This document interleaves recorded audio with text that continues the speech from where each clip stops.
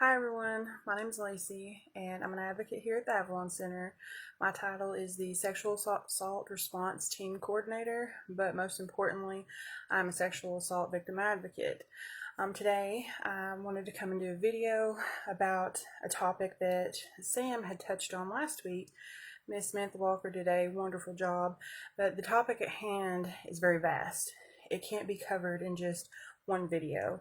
It's something that can go on and on and on. There's multiple sides to it. There's a lot of things. So I'm going to cover part two. And there may be more videos to come from it. Of course, we hope that someone's able to get something out of our videos. So what we'll be talking about today is intimacy after sexual assault. Now, as Sam talked about, it's hard. It can take time. You have to know your triggers. You have to know your boundaries, what you're willing to accept, what you're not, what you want to do, what you don't want to do. But instead of avoiding it altogether, there are things that you can do to make it a little bit easier.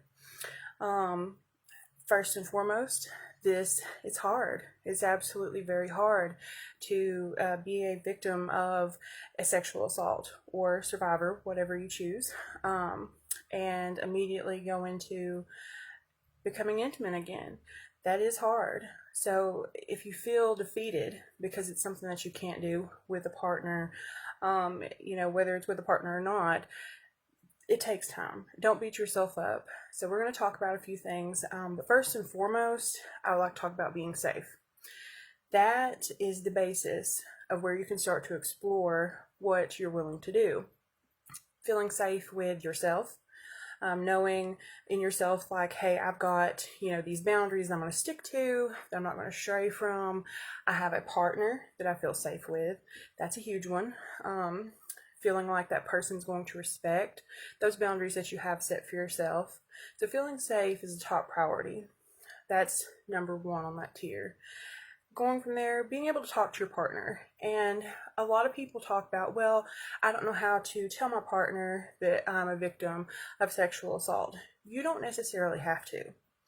That is up to you. That is going back to if you feel safe. If you feel confident that this person will understand, by all means, talk to your partner. Explain to them what your boundaries are. Tell them, what your triggers are because you are aware of those things. But at the same time, you don't have to share that. Sexual assault is not who you are. Just because you've been sexually assaulted, because this violent thing has happened to you, that doesn't define you. You don't wear the label. So, whether you talk to the person or whether you're not, going back to the safety thing, that's up to you.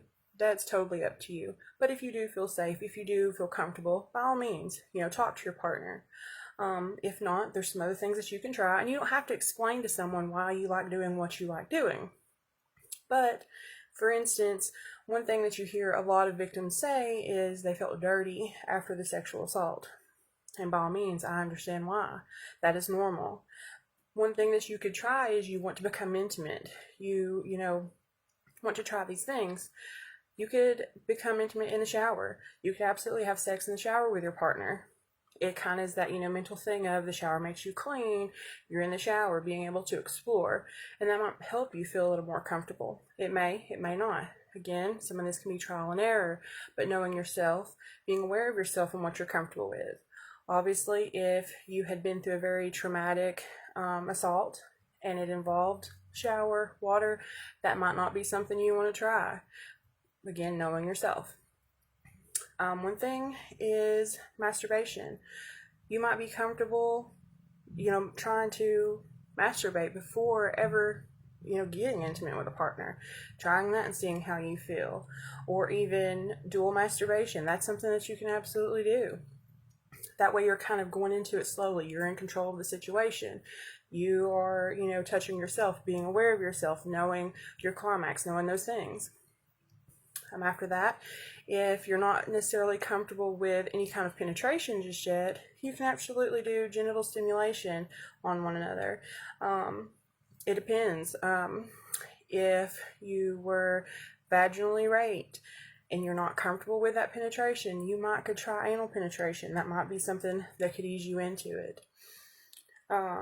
You could even explore with your clothes on. Not necessarily taking your clothes off yet. Being able to touch with clothes on. That could be a good start for someone kind of gradually going into it.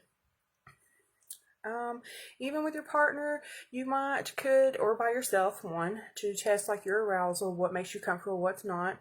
If you're having a problem, becoming aroused, you could watch different pornographic movies, things like that, to kind of help, whether it be together or not. Some people are comfortable with that, some people aren't.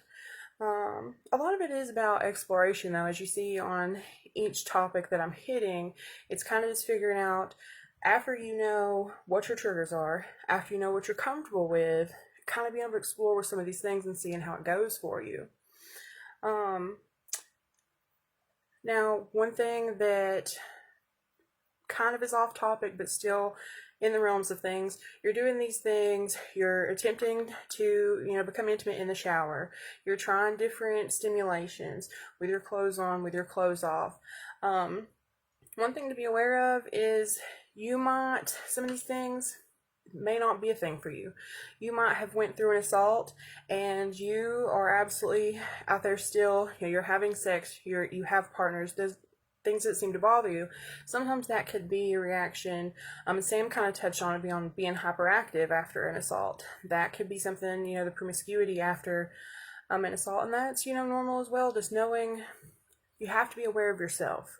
If you're aware that, hey, I am going out here and I am having multiple partners and I am having sex with others, and you know that it's coming from a place of, you don't know what sexual boundaries look like anymore.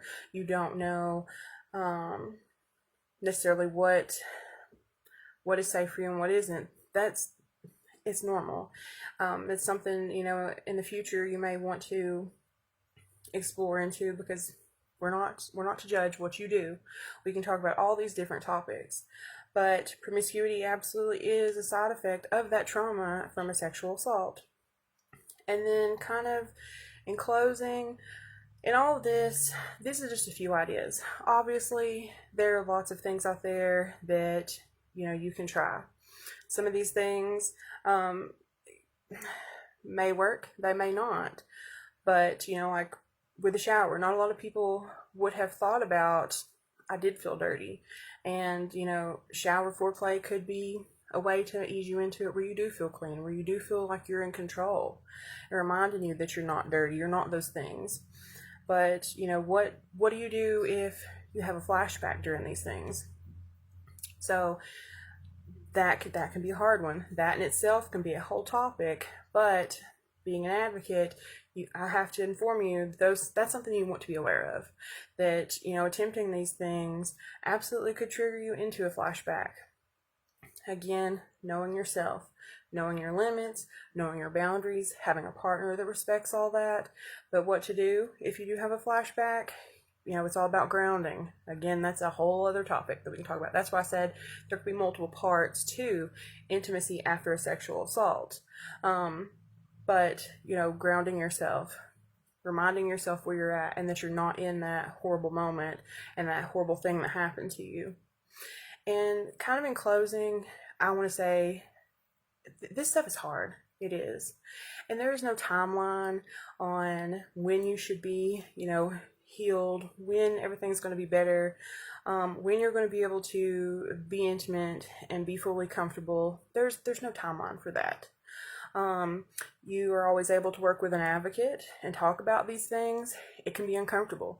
It's sometimes uncomfortable doing these videos, trying to really express what you want to express, and you could do it easier in person. You can work with an advocate to learn different ideas. This is just a small list of ideas. But don't beat yourself up. Don't. It's not worth it, because you are a wonderful human being. You have survived this hard thing. You're going to survive. We, are here for each of you. We would love to work with anyone. We would love to help safety plan. We would love to help come up with an action plan for becoming intimate, working on your triggers, all those different things. So hopefully this reaches someone. Hopefully this is something that helps. Again, my name is Lacey, and I hope you guys have a wonderful day.